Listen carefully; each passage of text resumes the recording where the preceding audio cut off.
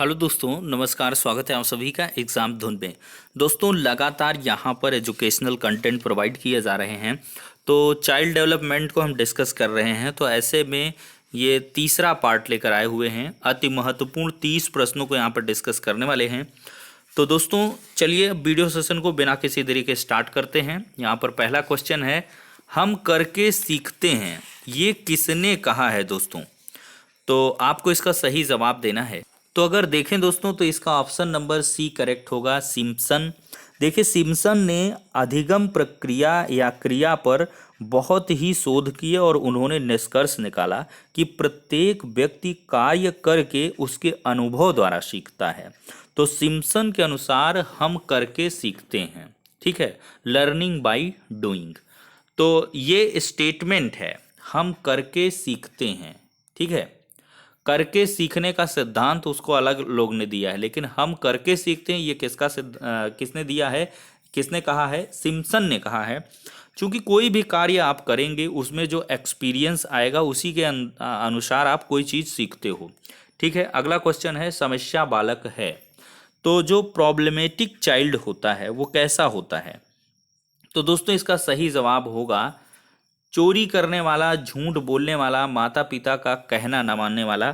ऐसा कोई बच्चा समस्यात्मक बच्चा नहीं है। देखिए, समस्यात्मक जो बच्चा होता है, प्रॉब्लमेटिक चाइल्ड, वो ऐसा बच्चा होता है जो अपने व्यवहार को सकारात्मक दिशा प्रदान नहीं कर पाते हैं। वह गलत दिशा में चले जाते हैं और उनके व्यवहार में अनेक बुराइयां आ जाती हैं, ठीक है। जैसे चोरी करना, झूठ बोलना, माता पिता का कहना न मानना, और इसमें हो गया गृह कार्य से पूर्ण न करना समय से, विद्यालय से भाग जाना, झगड़ा करना। ये समस्यात्मक बालक के लक्षण हैं, ठीक है। तो इनमें से दोस्तों यहाँ पर तीनों ऑप्शन सही हो जाएंगे। थोड़ा सा गलती से मैंने इसको क्रॉस किया था, प्रॉब्लमेटिक चाइल्ड यही हो जाएंगे, ठीक है। अधिगम प्रक्रियाओं में वो अच्छे से पार्टिसिपेट नहीं करेंगे, ठीक है। आप कहेंगे कुछ, शोरगुल मचाने लग जाएंगे। तो ऐसे बच्चे क्या हैं, समस्यात्मक बच्चे की श्रेणी में आ जाएंगे। अगला क्वेश्चन है, मतलब इनमें से ये तीनों सही होगा। तो इस वजह से देखा जाए तो इनमें से कोई नहीं विकल्प यहाँ पर चूज किया है। इसमें से होना चाहिए कायदे से इनमें से सभी, ठीक है, इनमें से सभी, उपरोक्त सभी, ठीक है। ये गलती से थोड़ा सा इनमें से सभी पर जैसे ये लिखा है, तो इनमें से कोई नहीं की जगह सभी पर होना चाहिए। टाइपिंग मिस्टेक है, इसी वजह से थोड़ा सा मुझे भी कंफ्यूजन हुआ था। तो इस वजह से इसका ये ऑप्शन डी करेक्ट होगा, और इनमें से सभी पर, ठीक है, क्योंकि ये सभी प्रॉब्लमेटिक चाइल्ड के लक्षण हैं। दोस्तों, बालक का मानसिक स्वास्थ्य निर्भर करता है विद्यालय पर, समुदाय पर, परिवार पर, या इन सब पर। तो अगर देखा जाए दोस्तों, तो स्वस्थ शरीर में ही स्वस्थ मस्तिष्क का निवास होता है, और तभी व्यक्ति नैतिक, अनैतिक और सही गलत की पहचान कर पाता है। सर्वप्रथम अगर देखा जाए तो परिवार का यह उत्तरदायित्व तो होता है कि वह बालक के स्वास्थ्य का ध्यान रखे और उसके मानसिक विकास को नियंत्रित कर सही दिशा प्रदान करे।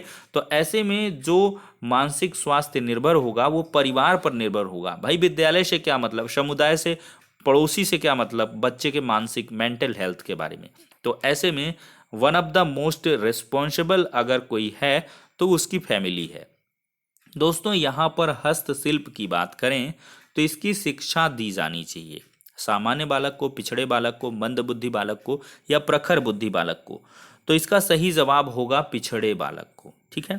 देखिए, हस्तशिल्प की जो शिक्षा है पिछड़े बालकों को देनी चाहिए, क्योंकि जो पिछड़े बालक हैं वो आर्थिक रूप से कमजोर होते हैं, इकोनॉमिकली वो वीक होते हैं, और हस्तशिल्प की शिक्षा ग्रहण करके वो अपने व्यावसायिक कौशल का प्रयोग कर आर्थिक विपन्नता को भी दूर कर सकते हैं। प्रखर बुद्धि का बालक या मंद बुद्धि का है तो भाई वो कर ही नहीं पाएगा। सामान्य बालक है उसको उतनी ज़रूरत नहीं, क्योंकि इकोनॉमिकली में भी वो वीक हो या ना हो। तो ऐसे में हस्तशिल्प की जो शिक्षा है वो पिछड़े बालक को आप दीजिए।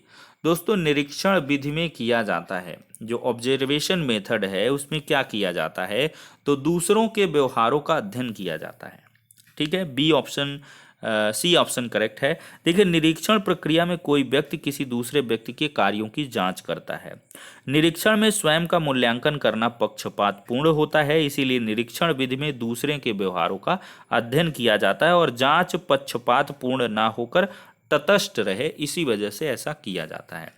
नेक्स्ट क्वेश्चन है दोस्तों, सतत व्यापक मूल्यांकन में व्यापक शब्द का क्या अभिप्राय है? कॉन्टिन्यूअस एंड कॉम्प्रिहेंसिव एलिवेशन में जो कॉम्प्रिहेंसिव वर्ड का मतलब क्या है कि संपूर्ण तथ्यों का समावेश करना, जिसमें संज्ञानात्मक और सहायक संज्ञानात्मक या सह संज्ञानात्मक तथ्य दोनों आएंगे। तो संज्ञानात्मक और सह संज्ञानात्मक दोनों तथ्य आएंगे, तो ऑप्शन नंबर सी करेक्ट हो जाएगा। ठीक है दोस्तों, ब्रेल लिपि का प्रयोग किसके लिए किया जाता है? तो ब्रेल लिपि आप सभी जानते हैं, दृष्टिबाधित जो बच्चे हैं, अंधे बच्चे, उनके लिए ब्रेल तकनीक का प्रयोग किया जाता है और इसकी जो खोज है, निर्माण है ब्रेल तकनीक का 1828 में फ्रांसीसी शिक्षा मनोवैज्ञानिक लुई ब्रेल थे, इनके द्वारा की गई थी और इन्हीं के नाम पर इस लिपि को ब्रेल लिपि कहा जाने लगा। दोस्तों, शैशवावस्था मानव विकास की प्रथम अवस्था है। तो दोस्तों, अगर देखा जाए तो प्रथम अवस्था शैशवावस्था है और जो द्वितीय अवस्था है वो बाल्यावस्था है, तीसरी अवस्था किशोरावस्था है और चौथी अवस्था प्रौढ़ावस्था है।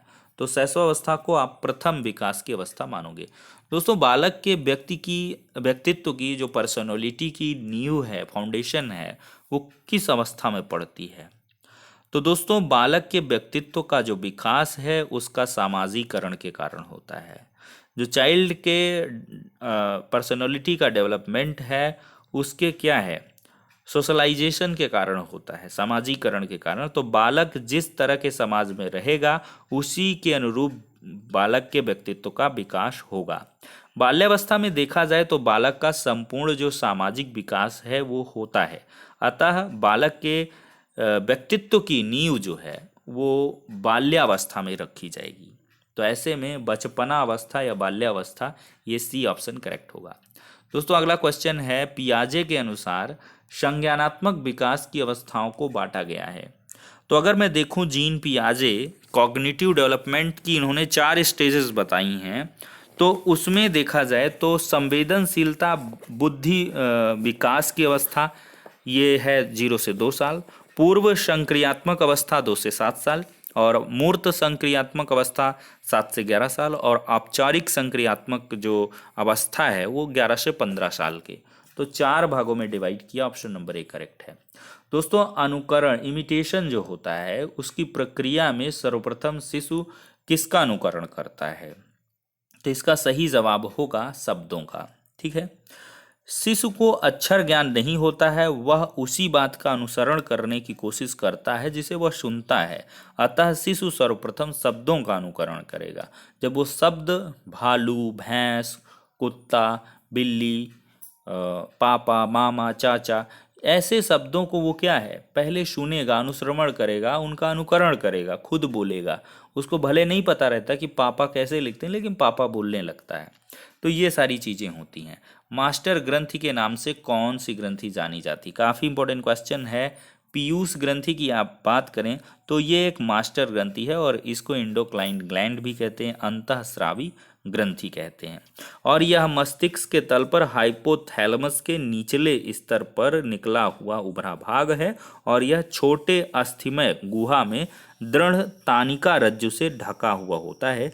इसमें पीयूष ग्रंथि रहती है और इसी ग्रंथि से व्यक्ति की संपूर्ण शारीरिक और व्यवहारिक क्रिया जो है वो नियंत्रित होती है, कंट्रोल्ड होती है।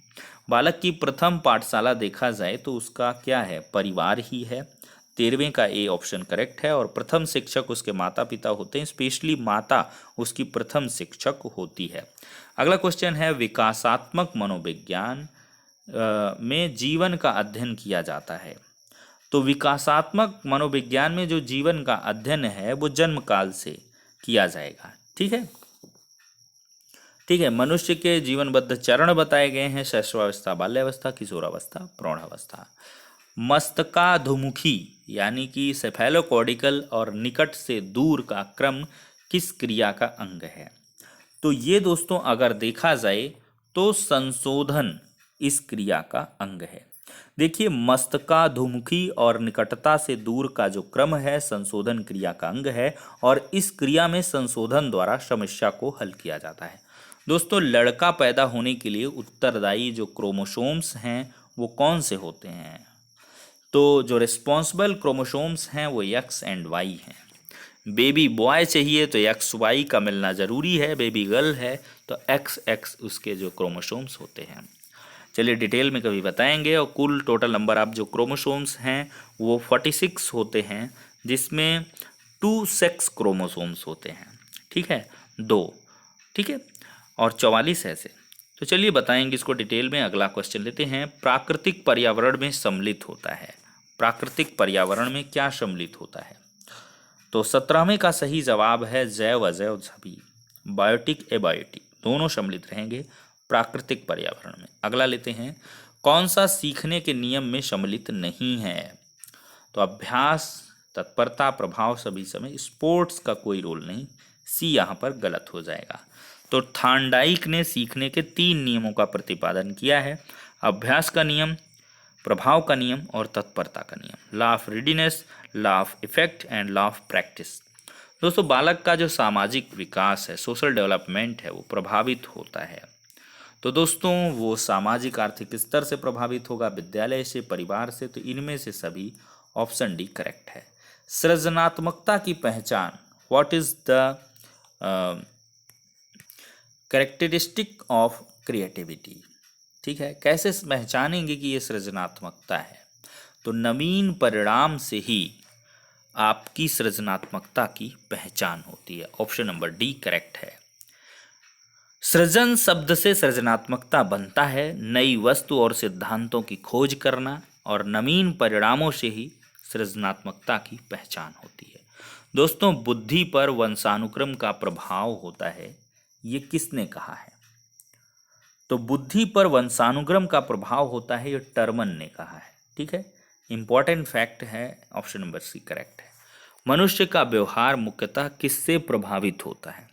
तो मनुष्य के अगर हम व्यवहार की बात करें तो यह मुख्यतः बुद्धि से ही प्रभावित होगा, इंटेलिजेंस से, ठीक है, और वह बुद्धि के द्वारा अपने व्यवहार को दूसरों के साथ समायोजित करता है, ठीक है। पाठ्यक्रम कैसा होना चाहिए? शिक्षक केंद्रित या छात्र केंद्रित होना चाहिए? बच्चा क्या पढ़ना चाहता है? बच्चे के लिए क्या जरूरी है? तो बच्चे को ध्यान में रख के बच्चों का लोकतांत्रिकीकरण होना चाहिए, प्राथमिक शिक्षा का यही मुख्य घटक है, और इसमें बच्चे स्वतंत्र होकर अपने कार्य एवं व्यवहार को संचालित करें। तो ये चाइल्ड सेंटर्ड एजुकेशन होनी चाहिए। दोस्तों, प्राथमिक शिक्षा में मदद करता है बच्चों का सामाजिकरण, पाठ्यक्रम की समझ, बच्चों का लोकतांत्रिकरण, सभी सही है। 24वें का डी सही है कि बी सही है? तो यहाँ पर अगर मैं देखूं तो आप भी सरसरी निगाह से कर दें, लेकिन सही जवाब होगा बच्चे का लोकतंत्रीकरण। देखिए, जो बच्चों का लोकतंत्रीकरण है वो प्राथमिक शिक्षा का जो है वो अहम उद्देश्य होना चाहिए, और इसमें बच्चे स्वतंत्र होकर अपने कार्य और व्यवहार को संचालित करेंगे, ठीक है। अगला है, छात्रों को प्रेरित करने की सही विधि क्या है? प्रशंसा। जी हाँ दोस्तों, किसी की आप प्रशंसा कर दो तो उससे कुछ बेहतर करने की उम्मीद कर सकते हो, अपने आप को वो और रिफॉर्म करने की कोशिश करेगा। तो प्रशंसा ऐसा प्रेरक है जिससे कार्य करने की गति और आ जाती है, कुछ कर गुजरने का जज्बा आता है। प्रशंसा, दंड दोगे, मारोगे, पीटोगे, फटकारोगे, कहीं ना कहीं संकीर्णता हावी होगा, कुछ करना भी चाहता है व्यक्ति नहीं कर पाएगा। तो appreciation is most important parameter, इसको कह सकते हैं, अगर आपको प्रेरित करना है। अगला क्वेश्चन है, शिशु के प्रति सहानुभूति और प्यार दुलार से किस संवेग की उत्पत्ति होती है? तो अनुराग संवेग यहाँ पर देखा जाए तो होगा। अगर आप वात्सल्य जिसको कहें, दुलार, प्रेम, तो इससे बच्चे का लगाव बढ़ेगा, और दूसरे शब्दों में इसको अनुराग भी कहते हैं। दोस्तों, सामान्य बुद्धि बालक प्रायः किस अवस्था में बोलना सीख लेते हैं?